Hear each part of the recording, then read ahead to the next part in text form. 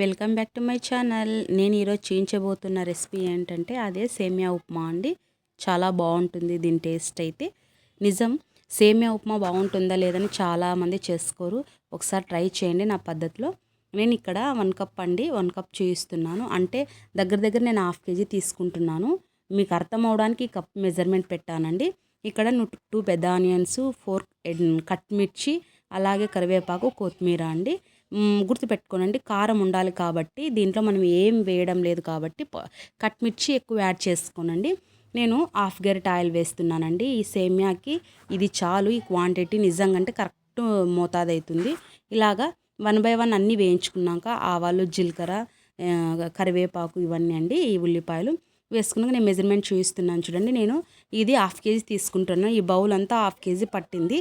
నేను 1/2 బౌల్ వాటరే వేస్తున్నానండి, ఎక్కువ వేయడం లేదు. వేసి తగినంత సాల్ట్ వేసుకొని ఇక్కడ చూడండి ఇలాగా పెట్టేసుకొని మరి వెంటనే తీసేసుకుంటున్నాను ఫ్రెండ్స్. చూడండి ఇలాగ ఇంకా అయితే మగ్గలేదు.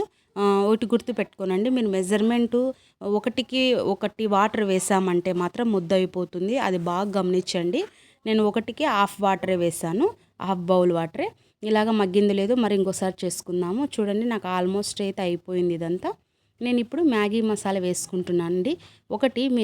మీకు ఒకవేళ మ్యాగీ మసాలా అవసరం లేదంటే స్కిప్ చేయొచ్చు, ఏం కాదండి. పిల్లలకి ఇలా చేసిస్తే తింటారు ఫ్రెండ్స్. అందుకని వాళ్ళు అడిగారు ఇలా చేయి మమ్మీ బాగుంటుంది అని. మరేంటి, మీరు ట్రై చేస్తారా?